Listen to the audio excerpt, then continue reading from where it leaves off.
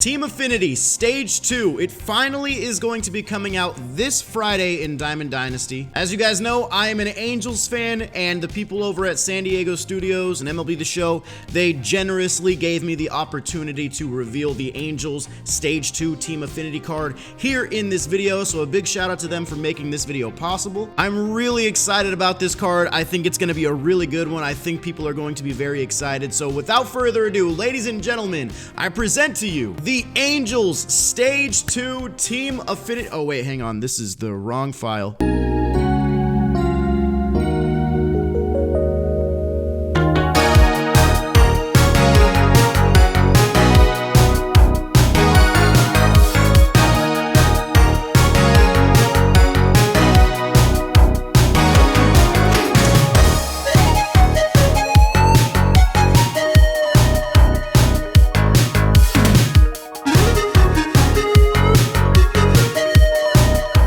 '94 overall, future stars, Brandon Marsh. This card looks sick, dude. He's about as balanced as they come. 94-90 on the contact, 84-78 power, nice vision, 82 fielding, so he's going to be a gold fielder in the outfield with 90 arm strength and 85 speed. Another left-handed outfielder that's going to be able to hit the ball well. I'm a big fan of this Brandon Marsh card. There's so many good options now for the Angels in the outfield. You got Mike Trout, obviously. You got Joe Waddell. You got Garrett Anderson. Now you got Brandon Marsh. Like, dude, the outfield for the Angels is stacked. So let me know what you guys think about that card. Do you guys think the card is a W? Do you think it's an L? Let me know your thoughts on it down in the comments. There were some other reveals happening around the MLB The Show community today. MLB The Show released this tweet. These are all the people that revealed a card today, so make sure to go check out their social media channels to see what their card reveal was. And then there will be more reveals, I think tomorrow and Thursday as well. So make sure to keep an eye on the MLB The Show community at large so you don't miss any of these reveals. So if you clicked on this video for just the card reveal, feel free to head out of the video now. For the rest of this video, what I wanted to do is give you guys some tips on how you can get the most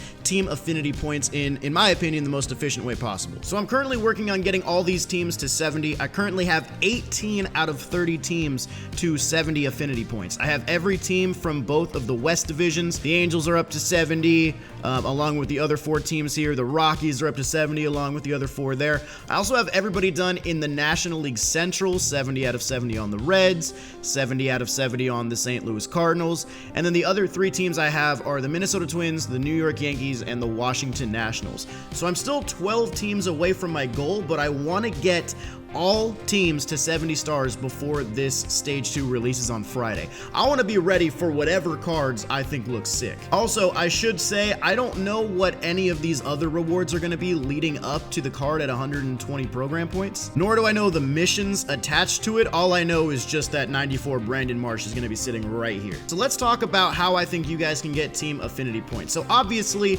just got to say it, the easiest way to get affinity points really is collections as well as exchanges. But obviously there are some collections that are more expensive than others. There are some exchanges that you might not be able to get done. You might not have the cards for it or the stubs. So exchanges aren't necessarily the most viable, but they definitely are the easiest. But I think the best way to get team affinity points is Showdown. So Showdown, as you guys know, for Stage 1 will give you 5 vouchers when you beat it. The 5 vouchers are worth 4 points each. So if you use them all on one team, you will get 20 points in that team's affinity. So realistically, if you do like a collection or an exchange, you get 10 points for those, and then you do 2 showdowns, you will have 50, enough for the face of the franchise card. And I know some of you guys have said Showdown is really difficult for you and you're not really sure, you need some tips or whatever.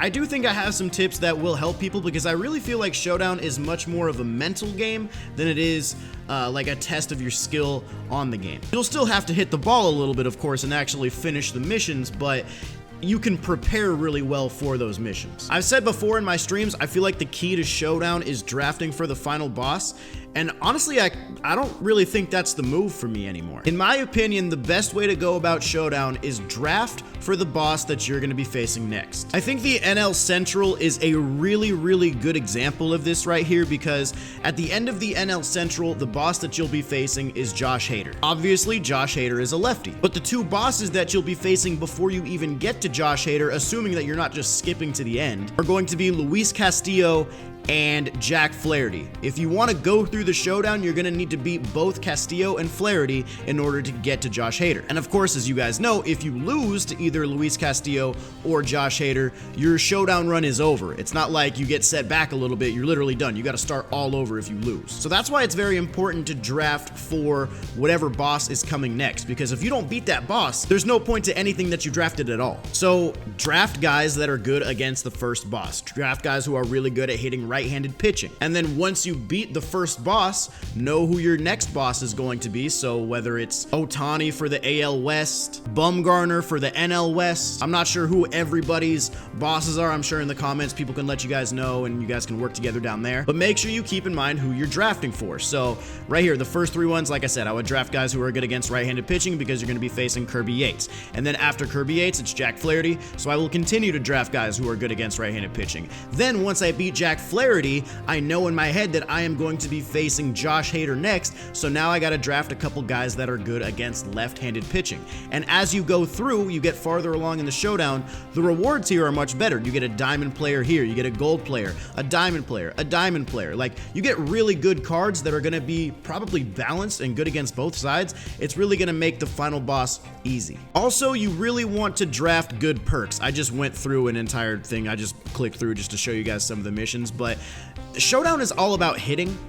Don't draft any perks that are going to get you anything to do with pitching. In my opinion, the best perks are like contact boost while losing, because when you're facing the bosses, you're going into that losing, so you can have that one active all the time. Exit velocity boost on 00, 11, 22 counts. Contact boost on the first pitch or the first two pitches. Anything that's not like too specific, because you got to think about what perks are going to give you the advantage in the most situations possible. Even ones where it's like contact boost while behind in the count. There are multiple counts where you could be behind, so that one is effective too. Don't ever take contact boost while winning. Don't take any of the ones that are like, there's one in particular I'm thinking of where it's like exit velocity boost on normal swings with runners in scoring position when the pitcher has like half energy. It's like, bro, what do we do? How specific can we get? So that's really like the main tips I have for Showdown. Use your perks wisely, draft for whatever pitcher you're going to be facing next, and don't skip to the end. Look how much XP and stubs you can get in Showdown right here. Through the first three missions, you can get 900 XP and 300 stubs, and then you beat the first boss, you get 2,000 XP, 500 stubs, and a silver player pack. Then you get another 300 XP and 100 stubs right here for all three of these. Then you get 3,000 XP, 500 stubs, and a show pack. Then you keep going over here, another 900 XP with 300 stubs if you beat all of these, and then all the way at the end, 5,000 XP, 1,000 stubs. So you literally make your entry fee back and you get your Team Affinity vouchers. And if you guys look in the top right hand corner, I'm a level 58 gold. I really started doing this Showdown grind a couple days ago. A couple days ago, I was like a level 20 gold, man. This makes you rank up so fast. So like I said, in my opinion, Showdown is the easiest way to go when it comes to doing these Team Affinities.